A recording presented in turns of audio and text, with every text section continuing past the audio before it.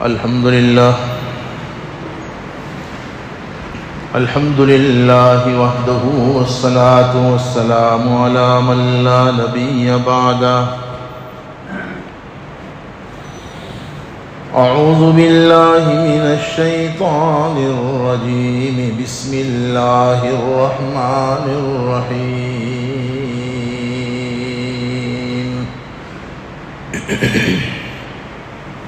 فاصبر إن وعد الله حق. وقال الله تبارك وتعالى: فاصبر كما صبر أولو العزم من الرسل. صدق الله مولانا العظيم وصدق رسوله النبي الكريم ونحن على ذلك لمن الشاهدين والشاكرين والحمد لله رب العالمين.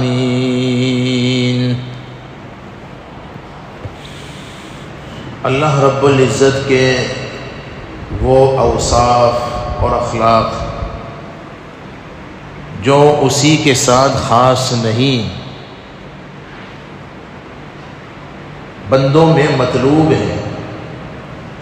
حق تعالی کی طرف سے یہ مطالبہ ہے کہ اللہ تبارک و تعالی کے وہ اوصاف اور اخلاق ہم بھی اختیار کریں. بہت سے وہ اوصاف ہیں، من جملہ ان میں صبر و حلم بھی ہے. یعنی طبیعت اور مزاج کے خلاف اگر کوئی بات پیش آ جائے، وہ اللہ کی طرف سے ہو تو بھی، بندوں کی طرف سے ہو تو بھی، پھر بندوں میں اپنوں کی طرف سے ہو تو بھی، پرایوں کی طرف سے ہو تو بھی، طبیعت کے خلاف، مزاج کے خلاف جب بھی کوئی بات پیش آ جائے، کیا کریں؟ صبر کریں اور تحمل سے کام لیں، یعنی برداشت کر لیں اللہ کے لیے. یعنی انتقام کی قدرت کے باوجود اللہ کے لیے برداشت کر لینے کو حلم کہتے ہیں. بدلہ لینے کی طاقت ہے، کمزور نہیں ہے، لیکن اللہ کے لیے برداشت کر لیا. یہ بہترین اخلاق اور بہترین اوصاف ہے اللہ کے جو بندوں میں مطلوب ہے. اور اللہ کے بندوں میں یہ اوصاف کامل اور مکمل طور پر ہمارے آقا اور مولا تاجدار مدینہ سرکار دو عالم صلی اللہ علیہ وسلم کی زندگی میں پائے جاتے تھے. اسی لیے ہم نے گزشتہ جمعہ میں ایک مضمون شروع کیا، اللہ کے رسول کے اخلاق و اوصاف. اس میں ہم نے گزشتہ یہ بتلانے کی کوشش کی کہ دیکھیے ہمارے آقا کے ساتھ کیسے کیسے واقعات اور حالات پیش آتے تھے طبیعت کے خلاف، لیکن آپ نے ہمیشہ صبر سے کام لیا اور تحمل سے کام لیا. ابو جہل سے متعلق گزشتہ بتلایا تھا، جو اس امت کا فرعون تھا. حضور پاک صلی اللہ علیہ وسلم کو ستانے کا کوئی موقع ہاتھ سے جانے نہیں دیتا تھا. میں اس کو دہراتا نہیں ہوں، گزشتہ بھی میں نے ارادہ کیا تھا اور بھی 2 واقعات، لیکن آج میں ابھی انشاءاللہ اس کو پیش کروں گا. ہمارے آقا تاجدار مدینہ سرکار دو عالم صلی اللہ علیہ وسلم کے صبر و تحمل میں جو باتیں بیان کی ہیں، جو واقعات بیان کیے جاتے ہیں، ان میں ایک واقعہ یہ بھی ہیں جو مشکات وغیرہ میں حدیث کی تمام معتبر کتابوں میں موجود ہیں. بھائی وہ گاڑی جس کی ہے تو وہ سامنے کا عکس میری آنکھ پر پڑتا ہے، وہ گاڑی ہٹا دیں.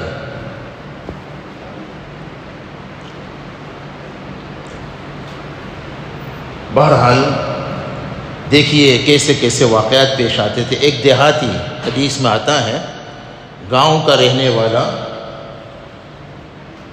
وہ ہمارے آقا کی خدمت میں آ کر کے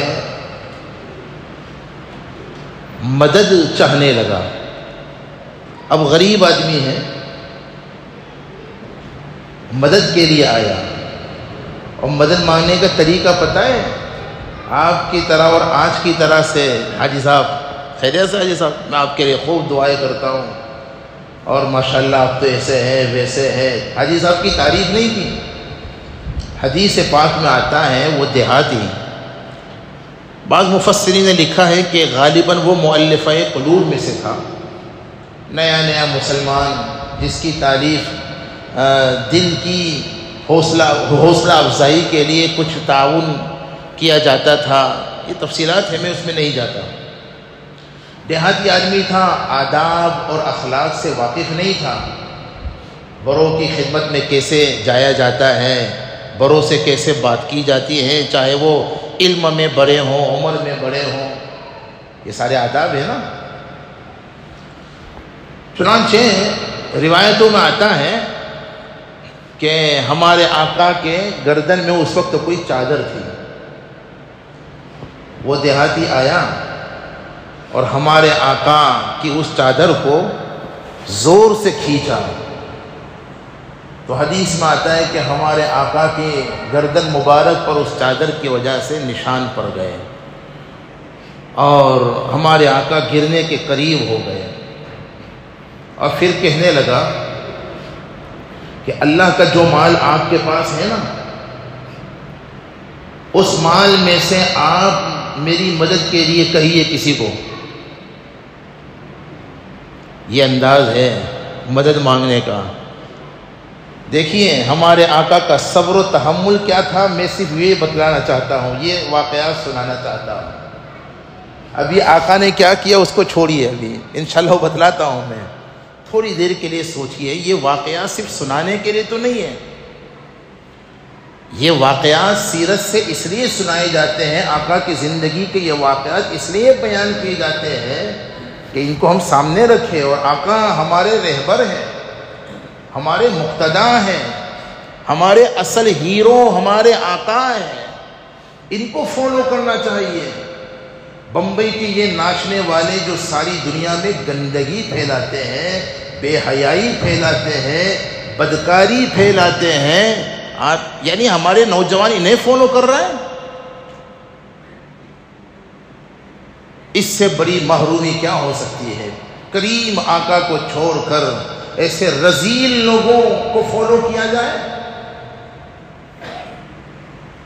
تھوڑی دیر کے لیے سوچئے کہ ہمارے ساتھ اگر کوئی یہ برتاؤ کرے تو ہمارا کیا رویہ. یعنی بدقسمتی سے ہمارے لوگوں کا حال یہ ہے، جو بیچارے چندے والے آتے ہیں نا، اگرچہ بعض لوگوں نے چندے کو دھندا بنا رکھا ہوا ہے، یہ ایک الگ مسئلہ ہے، لیکن سب ایسے نہیں ہوتے ہیں. ان میں بہت سے بڑے بڑے علماء بھی ہوتے ہیں، قرآن اور حدیث کے خادم ہوتے ہیں.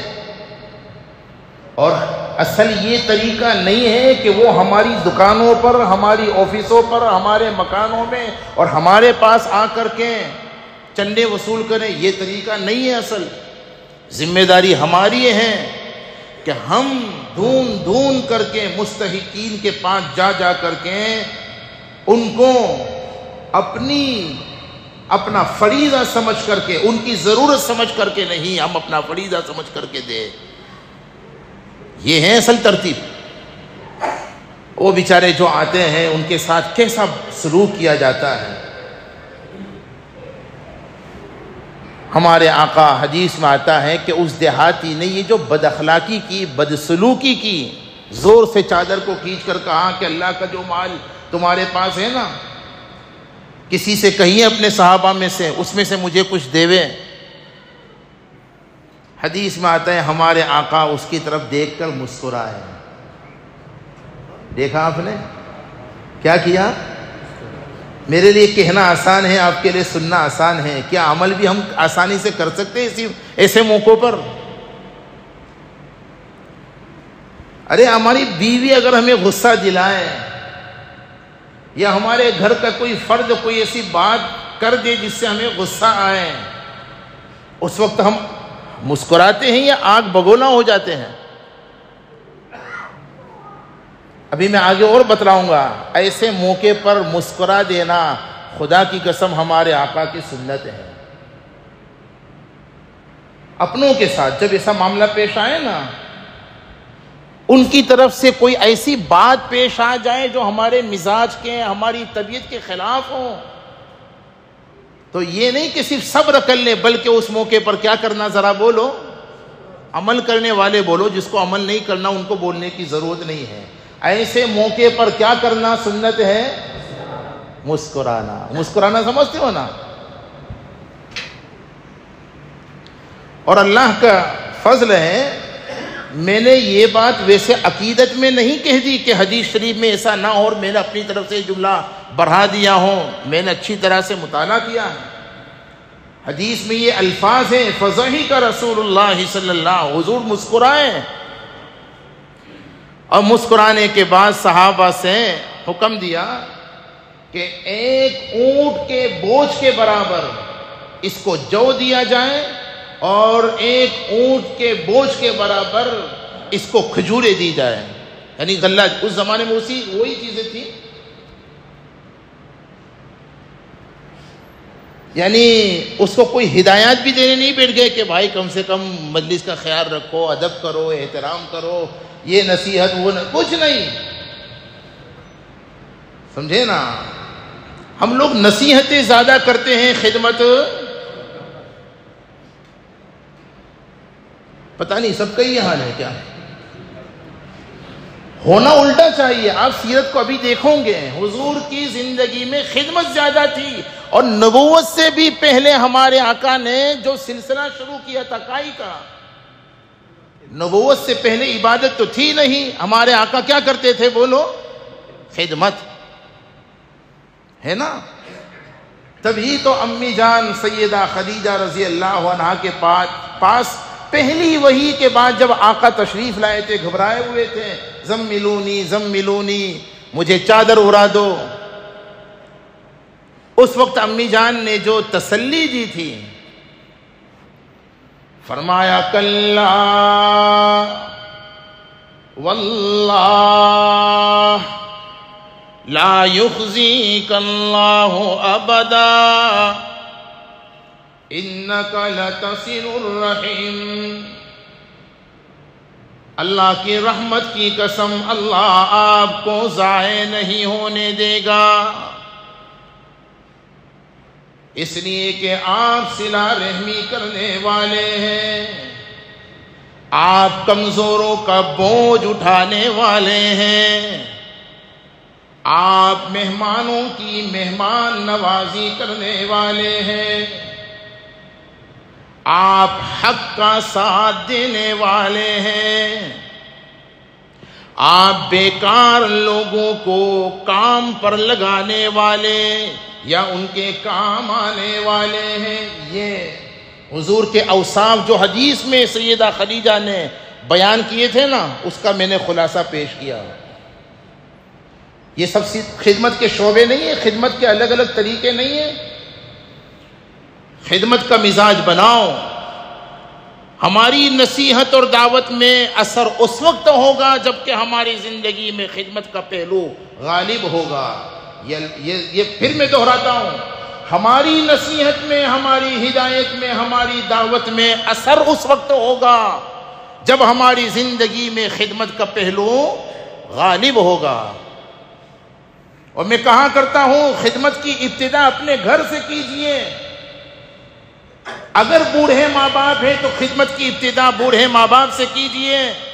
زمانے بھر کی خدمتیں کرتے ہو دکھا دکھا کر، فوٹو کھچوا کر، 1000 کی کیٹ دے رہے ہیں، 10 مرتبہ فوٹو کھچوا رہے ہیں.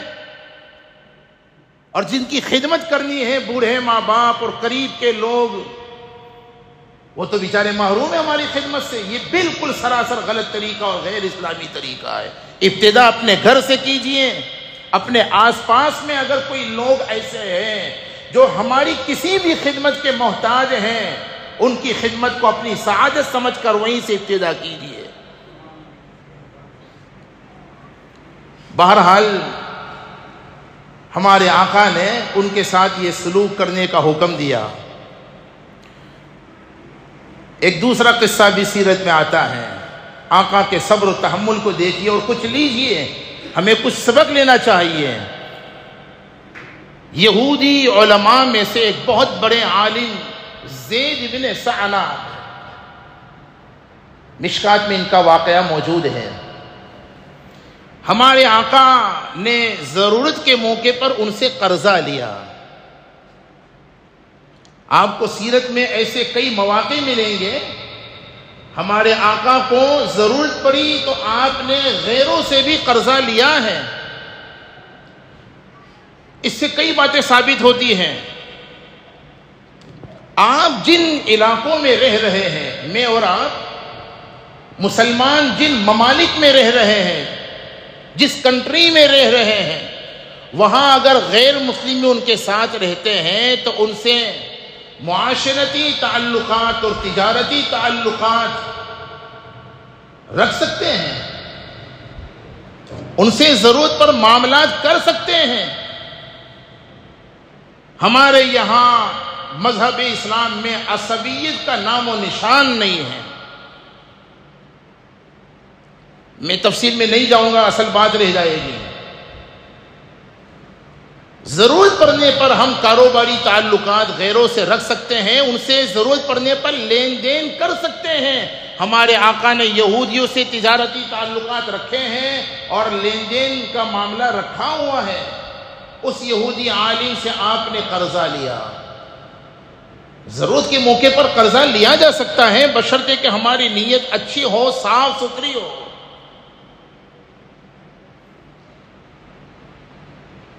الغرض ہمارے آقا نے قرضہ لیا اور ایک وقت اور ایک مدت متعین ہو گئی کہ مثلا دوسرے مہینے میں فلاں تاریخ کو میں یہ پیسہ لوٹا دوں گا۔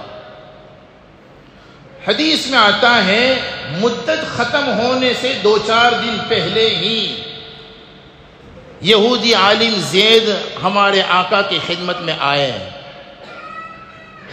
اس وقت حضرات صحابہ بالخصوص سیدنا فاروق اعظم رضی اللہ عنہ بھی بیٹھے ہوئے تھے، اور آ کر کے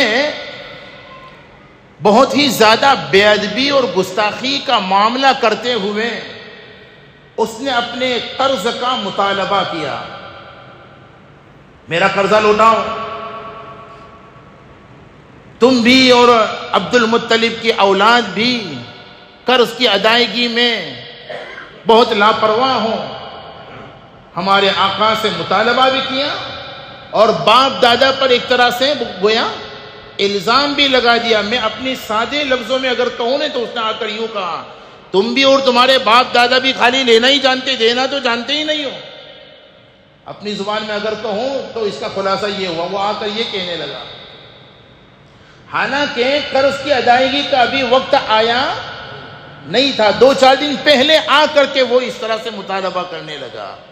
یہودی عالم، کوئی ان پڑھ گوار نہیں، یعنی ہمارے آقا تو سب کے نبی تھے نا، پڑھے لکھوں کے بھی اور ان پڑھوں کے بھی، اپنوں کے بھی، پرایوں کے بھی، ہر ایک سے آپ کا واسطہ پڑتا تھا، ہمارا بھی ہر ایک سے واسطہ پڑتا ہے۔